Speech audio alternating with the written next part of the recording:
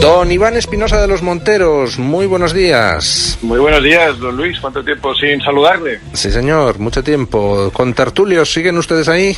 Aquí estamos. Aquí estamos, firmes. Bueno, buenos días a los tres también. Buenos días. Buenos días. Don Iván, cuéntenos el porqué de esa moción de censura, por qué en septiembre y no antes o después, y qué esperan ustedes que pase en Vox con esa moción. Bueno, el porqué yo creo que ya se viene fraguando desde hace tiempo, ¿no? Y yo he oído varias veces a Santiago Abascal ofrecerle al Partido Popular nuestro apoyo si ellos hubieran estado dispuestos a presentar esta moción de censura, que yo creo que era inevitable desde hace tiempo.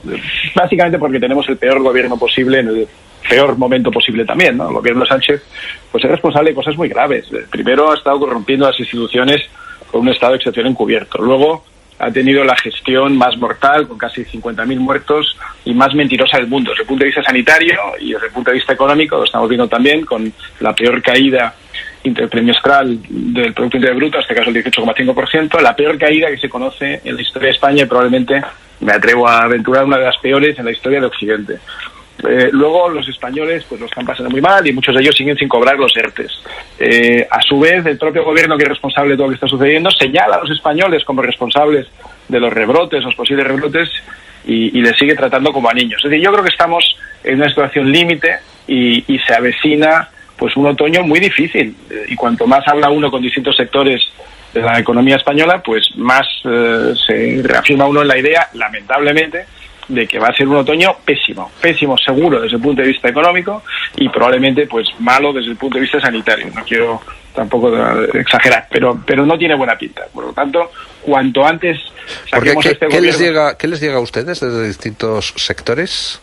Mire, yo hablo con gente muy diversa, desde la economía, desde el sector primario, donde hablo pues mucho con gente del campo, con gente del mar, y ahí la sensación es que están abandonados a su suerte y que lo están pasando realmente muy mal. En el sector secundario ni le cuento. El mundo de la industria de la transformación pues ha aguantado lo que ha podido durante estos 4 o 5 meses, pero sensación en muchos sectores, en sectores muy sofisticados como el de la automoción y partes y componentes, que es el sector auxiliar, hasta pues sectores más sencillos que también tienen que ver con la manufactura y donde han visto pues una caída de la demanda brutal, una falta de capacidad de respuesta de la administración y una situación desastrosa. En el mundo del turismo, pues no hace falta que se lo explique, con la extraordinariamente deficiente gestión de este gobierno y su incapacidad para negociar con otros países que son claves en este momento, que es justo el momento punta del turismo, y la desaparición del turismo británico, pues las consecuencias son dramáticas. En el mundo de la restauración y hostelería, pues un poco lo mismo, es decir, no hay ningún sector, yo no he visto ninguna compañía,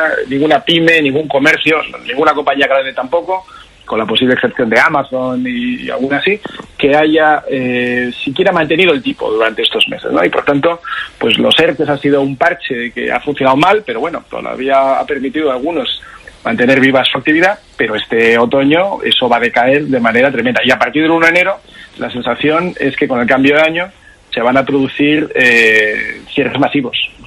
Por tanto, lo que hace falta es un cambio de gobierno cuanto antes para generar una nueva dinámica, generada por un gobierno que entienda cómo funciona la economía, que no sea un perseguidor de todo el que genera actividad económica y que tenga también un poco más de sentido común en la gestión sanitaria de una epidemia que sin duda ha azotado a todos los países, pero que, habiendo azotado a todos por igual, ha tenido una consecuencia distinta en cada uno. Y España es el país con más muertos por habitante, con más infectados, con menos tasa de recuperación, en fin, un absoluto desastre desde el punto de vista sanitario y simultáneamente un absoluto desastre desde el punto de vista económico. Por lo tanto, con toda esta realidad ciñéndose sobre nosotros, yo creo que lo único responsable es intentar precisamente pues una moción de censura que tendremos que trabajar durante estos meses de agosto y principios de septiembre para buscar la combinación, los apoyos necesarios para que salga adelante y poder cambiar este gobierno antes de que sea demasiado tarde. Y de ahí la respuesta a la pregunta de por qué en septiembre. Bueno, pues porque se tarda un poco en generar esos consensos y buscar esa manera de hacerlo, ¿no? Bueno, evidentemente las mociones de censura no necesariamente tienen por qué salir adelante para tener éxito, en el sentido de que es una manera más de desgastar a un gobierno, y efectivamente a un gobierno como este pues hay que intentar desgastarle por todos los medios posibles, pero si sale adelante mejor. Lo único que para que saliera adelante haría falta que al menos una parte del Partido Socialista le diera la espalda a Sánchez. ¿Tienen ustedes la más mínima esperanza de que algún sector del Partido Socialista, los que todavía quedan, que son normales, puedan llegar a reaccionar? Bueno, nosotros presentamos la moción para intentar ganarla, no hay ninguna duda acerca de eso, luego ya veremos si lo conseguimos o no, ¿no? Pero tiene usted razón que en el pasado las mociones de censura, ha habido 4 en la historia de la democracia española y 3 no han salido adelante, pero han tenido un resultado singular. Yo creo que en el año 80 el Grupo Socialista presentó una moción de censura con muchos menos diputados que nosotros, con 36, y efectivamente no la ganaron, pero aceleraron su llegada al poder en el 82. Bueno, pues no está mal. En el año 87 el Partido Popular, con los mismos diputados que tenemos nosotros hoy, con 52, también presentó una moción de censura, que tampoco salió adelante contra Felipe González, pero permitió unos años más tarde que ese mismo grupo acabara gobernando. Y ya sabemos que en el año 17 y 18 Podemos y el PSOE presentaron sendas mociones de censura. La primera no salió adelante, pero sí acabaron gobernando, como es sabido, y la segunda salió adelante y fue lo que permitió gobernar a ambos grupos. Por lo tanto, los antecedentes pues no son muy distintos a los que tenemos hoy. Y nosotros, pues sí, tenemos esperanza de poder convencer a muchos de los 350 diputados de que consiguen esta posibilidad, esta alternativa. Y parte de eso tiene que ver con cuáles son las condiciones, quiénes son los candidatos o quién es el candidato a liderarlo. Porque, claro, hay algunos partidos que han reaccionado muy deprisa, quizá un poco precipitadamente, ¿no? Alguno que tiene el gatillo fácil, pero sin meditarlo mucho. ¿Por qué? Pues porque asumen que somos como los demás partidos. Asumen que esto es una maniobra para intentar que Santiago Abascal sea el presidente de gobierno.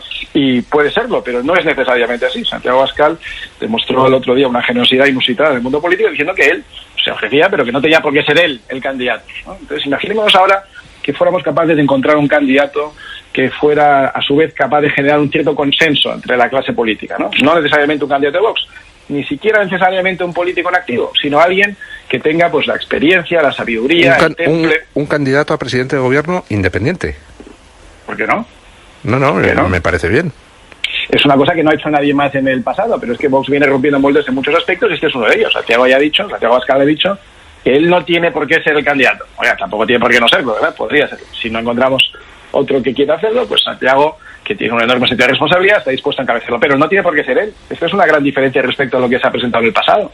Oiga, pues si encontramos un candidato que no necesariamente sea, como digo, un político de los de hoy, que puede ser pues una figura independiente o pues un expolítico incluso de otro partido, como es natural, y se logra generar pues una alternativa que genere cierto consenso, que genere cierta ilusión, que genere cierta confianza, pues estoy seguro de que hay muchos diputados socialistas que no están satisfechos con el gobierno encabezado por Pedro Sánchez y flanqueado por Bildu, por Podemos, por los comunistas, por todos los enemigos de España reunidos, ¿no? Tiene que haber socialistas que no estén de acuerdo con eso. Tiene que haberlos también en algún otro partido, no solo en el Grupo Socialista. Por tanto, estos rechazos tan frontales y tan precipitados de ciertos partidos, pues quizá convenga pensar un poco más, ir trabajando en una manera de construir consensos y no disparar tan rápidamente y sobre todo no ponerse en medio del disparo, porque había algún partido que esto recuerda a mí un poco a esas comedias, ¿no? Donde el sheriff está disparando al maleante y de repente viene uno por detrás y se pone delante. Oiga, que me está usted disparando a mí. No, mire, yo estoy disparando al malvado. Si usted se pone en medio, ¿qué le vamos a hacer?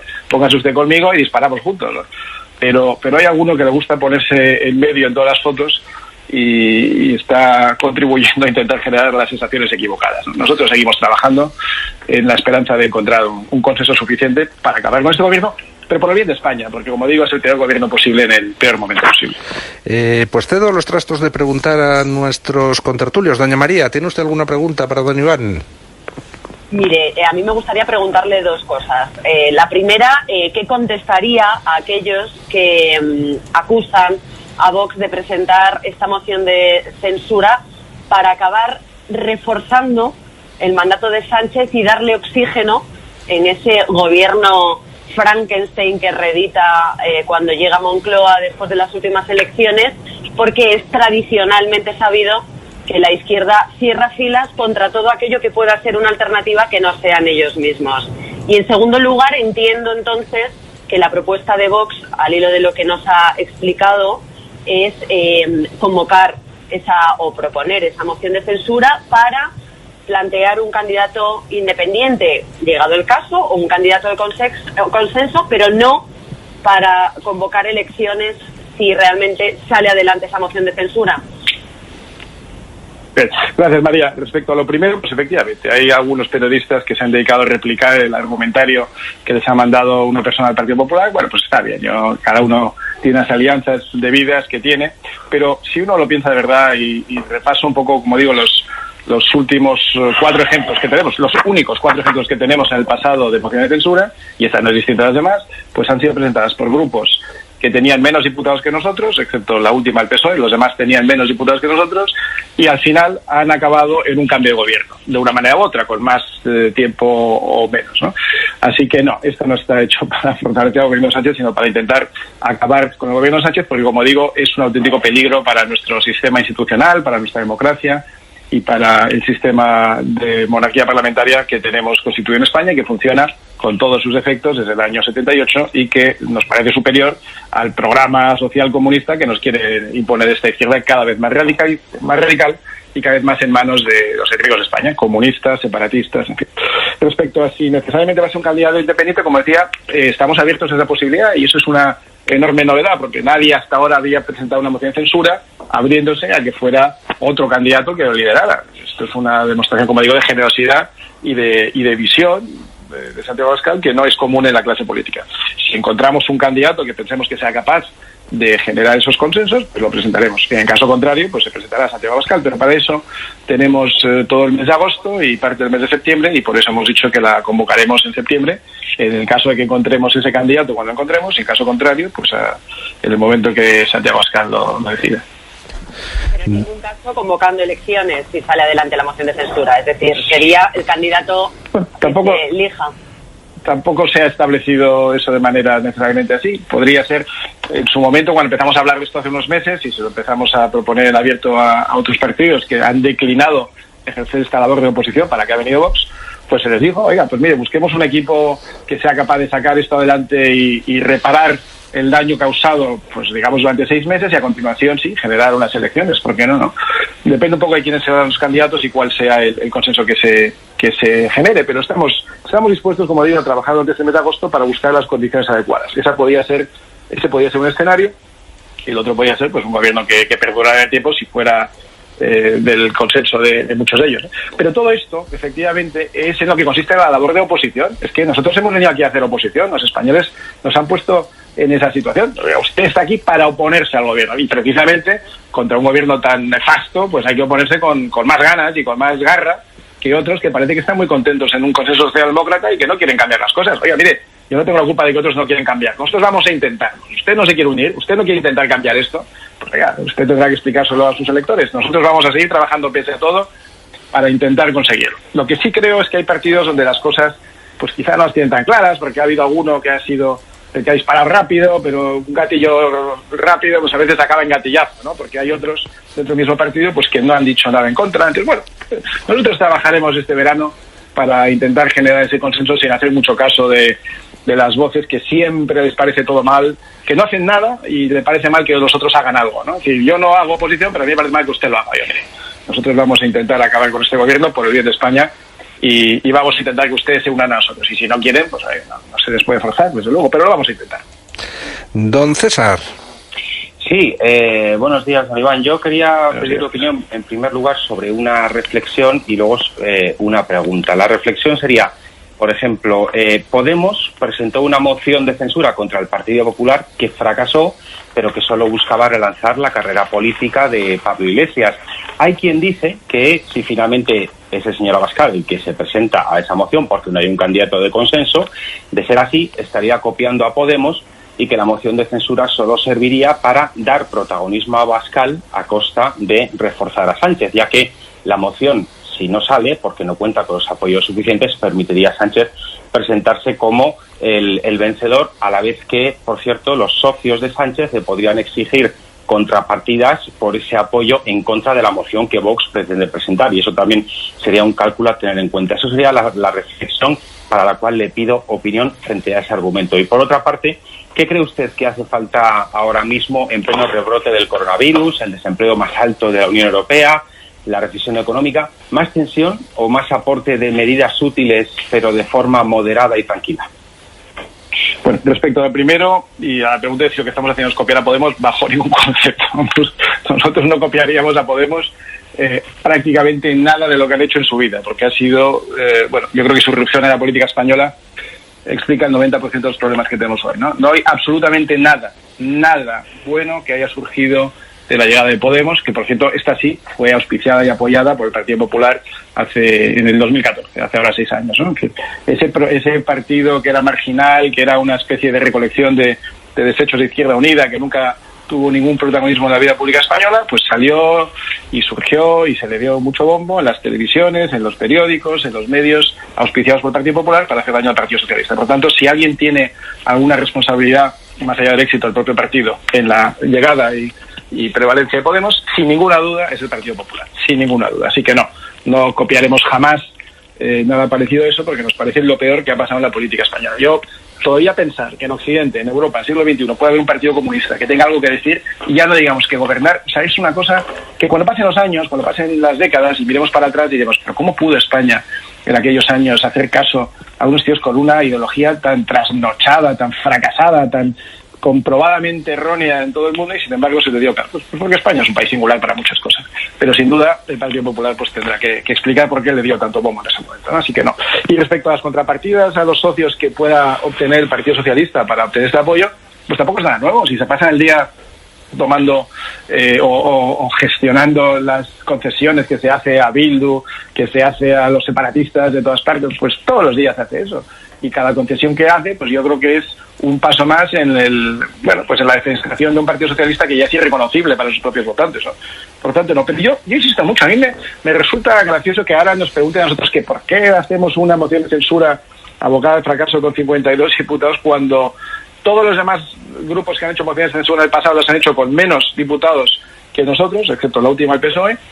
Y al final han salido bien, porque al final, pues al cabo de unos meses o de pocos años, ha habido un cambio de gobierno. Oiga, pues nosotros, igual que lo ha hecho el Partido Popular en el año 87, que tenía el mismo número de diputados que nosotros, y que al final, pues con el paso del tiempo, consiguió que el Partido Socialista, entonces en el gobierno, acabara cediendo el poder. Por tanto, estamos especialmente esperanzados de que esta vez seamos capaces de hacerlo otra vez. Y respecto al tema de qué hay que hacer con el rebrote, con la recesión económica, si hace falta más tensión, no, mire, lo que hace falta es revertir esencialmente todo lo que está haciendo este Partido Socialista en el gobierno. Y si eso es con tensión o sin tensión, eso es irrelevante, eso es secundario. Es decir, todas las políticas sanitarias y todas las políticas económicas, por supuesto, todas las políticas fiscales de este gobierno, todas van exactamente en sentido contrario de lo que hay que hacer, como se está demostrando en la comparativa de resultados entre España y el resto de países de Occidente. Incluso puede uno compararlo con países del tercer mundo en cuanto a resultados económicos o de evolución del Producto Interior Bruto, y por supuesto en cuanto al impacto que ha tenido el virus en nuestro país comparado con otros sitios. Entonces, insisto que tenemos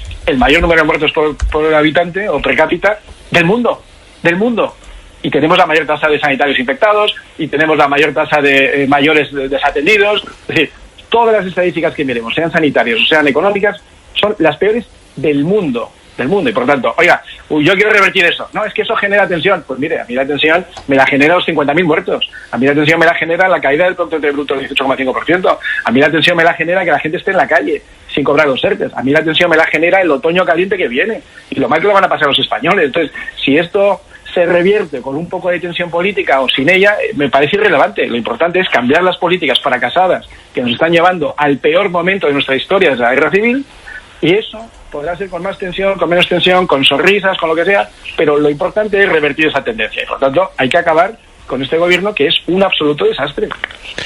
Don Javier. Un saludo, Iván. Hola, Javier, buenos días.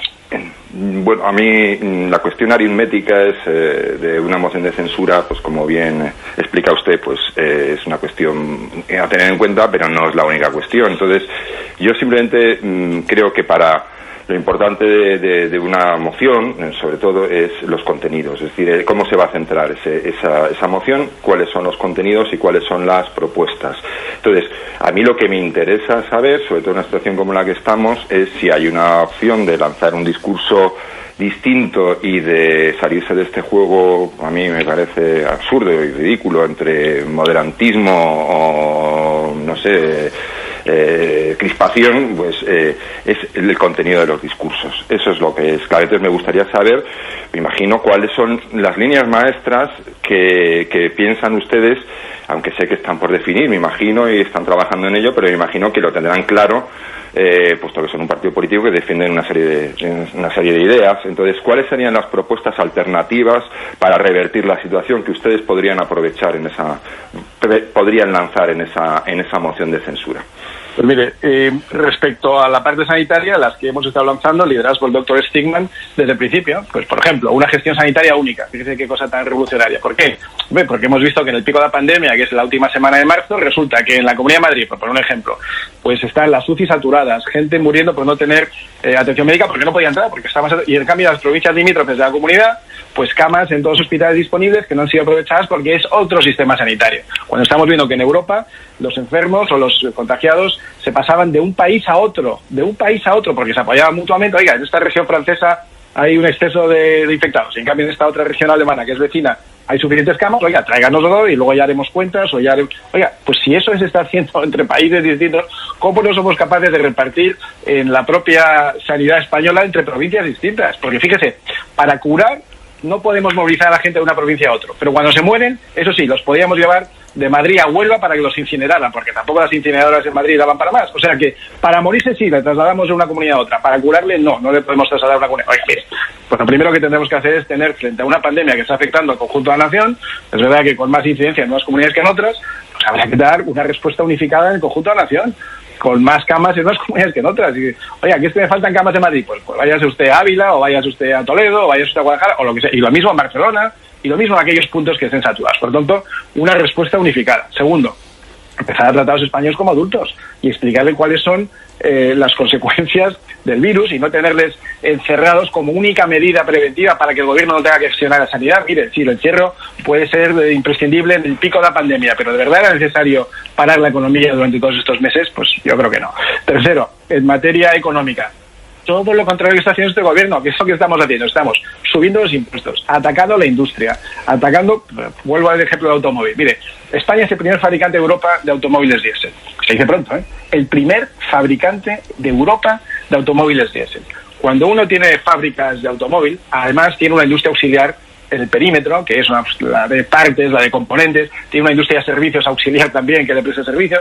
Pues mire, un gobierno que se dedica a atacar al diésel cuando somos el primer fabricante del mundo del diésel, pues no tiene mucho sentido. Un gobierno que está decidiendo poner cada vez más restricciones por el lado del medio ambiente, o por el lado del género, o por el lado de tonterías que nada tienen que ver con la producción industrial, lo que hacen es generar un clima completamente contrario y refractario a la inversión en España. Y yo ya estoy cansado de ver a gente española, internacional, que dice, mire, yo mientras este gobierno en España, yo no voy a invertir un duro, ni un euro. ¿Por qué no? Porque generan un clima de desconfianza entre la comunidad inversora, que es absolutamente el inverso que hace falta, pues con una legislación laboral que también quieren empeorar. Es decir, está todo hecho al revés, está todo pensado para que nadie quiera producir ni generar un puesto de trabajo en España.